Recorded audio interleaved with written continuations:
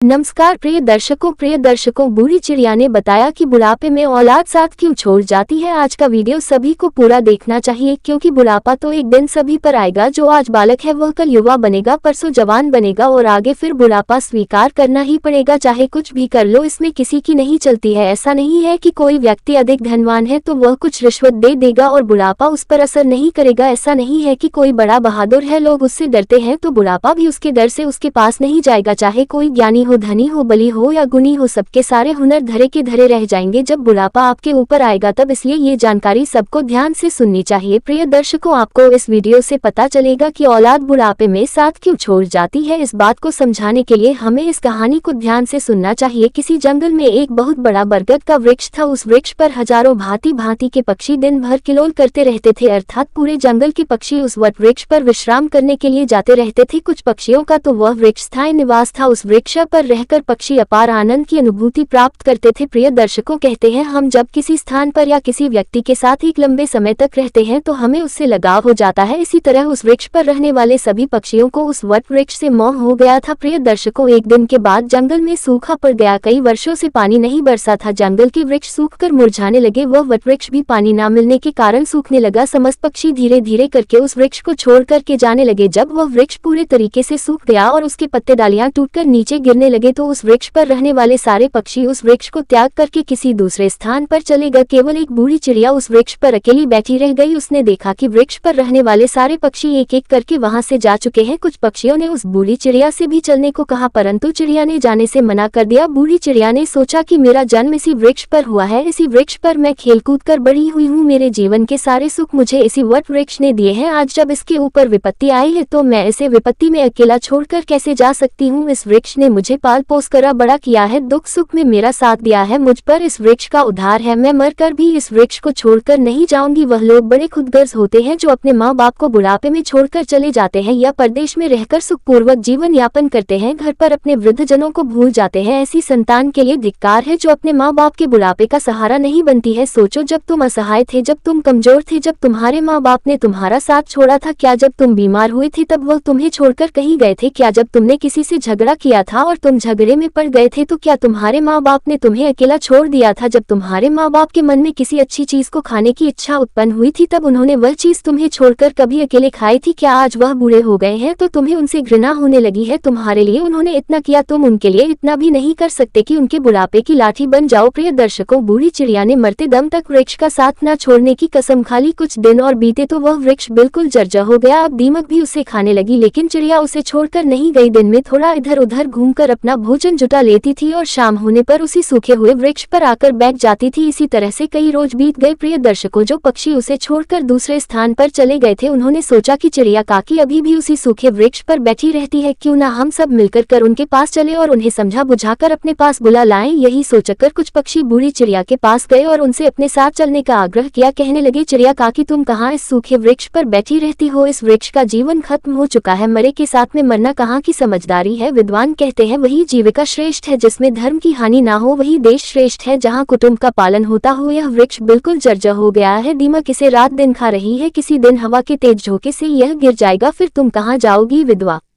न लोग कहते हैं कि शत्रु, कर्जा, अग्नि, बीमारी, इन चारों को समय रहते दबा देना चाहिए। जो इनसे अपना समाधान नहीं करता वह बेमौत मारा जाता है। ठीक इसी प्रकार तुम्हें भी इस वृक्ष को छोड़कर किसी खुशहाल स्थान पर अपना निवास बना लेना चाहिए। प्रिय दर्शकों, समस्त पक्षियों के समझाने पर भी बूढ़ी चिड़िया उस वृक्ष को छोड़ने के लिए तैयार नहीं हुई। कहने लगी, भाइयों, यह वृक्ष मेरे माँ बाप के समान है। मेरे माता पिता मुझे जन्म देकर इसी वृक्ष पर मुझे छोड़कर चले गए थे। उनके जाने के बाद मैं इसी वृक्ष पर खेलकर बड़ी हुई हूँ। जीवन के सारे सुख मैंने इसी वृक्ष पर पाए हैं। बचपन से लेकर बुढ़ापे तक का सफर मैंने इसी वृक्ष पर व्यतीत किया है। अब इस मुश्किल घड़ी में मैं इसका साथ छोड़कर कैसे चली जाऊं? यह मेरी सबसे बड़ी खुदगर्जी होगी, क्योंकि कहते हैं भक्त, सेवक और शरणागत, जो ये कहता हो कि मैं आपका ही हूँ तो इन लोगों को संकट पड़ने पर भी नहीं छोड़ना चाहिए। जो इन्हें संकट पड़ने पर छोड़कर जाता है उससे बहुत बड़ा पाप लगता है, और जिसने अपना पालन पोषण किया हो, दुख में साथ न छोड़ा हो, जो ऐसे माता पिता को छोड़ता है तो वह जघन्य अपराध का भागी होता है। उन संतानों को कभी मनुष्य की योनि में जन्म नहीं नहीं मिलता। चिड़िया ने कहा, मैं अपनी मृत्यु तक इसी वृक्ष पर रहूंगी, आप लोग जाइए यहाँ से, मैं यहाँ से नहीं जाना चाहती हूँ। प्रिय दर्शकों, चिड़िया की बात सुनकर सारे पक्षी निराश हो जाते हैं, वह सभी लौटकर वापस चले जाते हैं। कुछ कुछ पक्षी तो कहने लगते हैं कि भाई, या इस बूढ़ी चिड़िया के साथ साथ इसकी बुद्धि भी सक गई है, इसीलिए उसे हमारा समझाना अच्छा नहीं लगता है। अगले दिन कुछ पक्षी फिर उसे समझाने के लिए आए, लेकिन चिड़िया ने जाने से फिर मना कर दिया। इस बार सारे पक्षी लौटकर अपने घर नहीं गए, वह सभी पक्षी सीधे इंद्र देवता के पास पहुंचे और उन्हें सारी बात बता दी कि हे भगवान, हम जिस वन में रहते हैं वहाँ कई वर्षों से पानी नहीं बरसा है, पूरा जंगल पानी से वंचित है, सारे पेड़ पौधे सूख चुके हैं, जंगल के सभी जीव जंतु जंगल छोड़कर दूसरे स्थान पर चले गए हैं। पर दुख की बात यह है कि जिस बरगद के पेड़ पर हम लोग रहते थे उसी वृक्ष पर एक बूढ़ चिड़िया भी रहती थी। हम लोग तो चले गए पर वह चिड़िया अभी भी उसी वट वृक्ष पर बैठी हुई है, वह उस वट वृक्ष को छोड़कर कहीं नहीं जाना चाहती। वृक्ष सूखकर जर्जर हो चुका है, वह कभी भी गिर सकता है। हम लोग उन्हें समझाने गए थे पर वह फिर भी उस वृक्ष को छोड़ने के लिए तैयार नहीं हुई। वह कह रही थी कि मरते दम तक मैं इस वृक्ष का साथ नहीं छोड़ूंगी, इसलिए हे भगवान, आप स्वयं चलकर उन्हें समझा दीजिए, शायद वह आपका कहना मान जाए। प्रिय दर्शकों, पक्षियों के निवेदन को इंद्र ने स्वीकार कर लिया और इंद्रदेव उन पक्षियों के साथ उस वन में जाकर उस बूढ़ी चिड़िया को समझाने लगते हैं। इंद्रदेव कहते हैं, हे चिड़िया रानी, मैं इंद्र तुम्हें समझाने आया हूँ। ये वृक्ष बहुत ही ज्यादा जर्जर स्थिति में पहुंच गया है, इसकी डालियां सूखकर गल चुकी है, इस पर छाया के लिए एक भी सूखा पत्ता नहीं बचा है और आप भी बहुत बूढ़ी हो चुकी हो। किसी दिन यह वृक्ष गिर गया तो आपकी मृत्यु हो सकती है, इसलिए इस वृक्ष को छोड़कर किसी सुरक्षित स्थान पर चली जाए। प्रिय दर्शकों, इंद्र की बात सुनकर बूढ़ी चिड़िया कहने लगी, हे भगवान, एक बात बताओ, जब मेरा जन्म हुआ था तो मेरे माता पिता मुझे इसी वृक्ष पर छोड़कर स्वर्ग सिधार गए थे। मैं जब असहाय थी तो मुझे इसी वृक्ष ने पाल पोस कर बड़ा किया, मैं इसी पर खेली कूदी हूँ, इसी पर रहकर मैंने सारे सुख उठाए हैं। इसी वृक्ष पर रहते रहते मैं बूढ़ी हो गई, मेरा पूरा जीवन इसी वृक्ष की छाव में बीता है। आज जब इस वृक्ष पर विपत्ति आ गई तो मैं इसे छोड़कर कैसे चली जाऊं। अक्सर लोग यही करते हैं कि विपत्ति आने पर या गरीबी में वह अपने हितैषियों का, अपने प्रिय बंधुओं का साथ छोड़कर चले जाते हैं। मैं उन मतलबी लोगों की तरह नहीं हूँ, मैं मरते दम तक, आखिरी सांस तक अपने माता पिता के तुल्य इस वृक्ष का साथ निभाऊंगी। प्रिय दर्शकों, चिड़िया का ऐसा अद्भुत प्रेम देखकर इंद्रदेव बहुत प्रसन्न हो जाते हैं। कहते हैं, चिड़िया, मैं तुम्हें वरदान देना चाहता हूँ, बताओ तुम्हें क्या चाहिए। तब चिड़िया कहती है, भगवान, यदि देना चाहते हो तो मुझे कोई वरदान नहीं चाहिए, इस बरगद के वृक्ष को वरदान दे दीजिए ताकि यह हरा भरा हो जाए, इसकी आयु बढ़ जाए। मैं तो वैसे भी बूढ़ हो चुकी हूँ, थोड़े बहुत दिन का जीवन और शेष बचा है, मेरे बाद इस वृक्ष की छाया में हजारों पक्षी सुखी रहेंगे, सबका भला होगा तो मुझे भी खुशी होगी। प्रिय दर्शकों, चिड़िया की बात सुनकर इंद्र ने उस वृक्ष को फिर से हरा भरा बना दिया, पूरे जंगल में पानी बरसा दिया, सारे जंगल के वृक्ष फिर से हरे भरे हो गए, चारों तरफ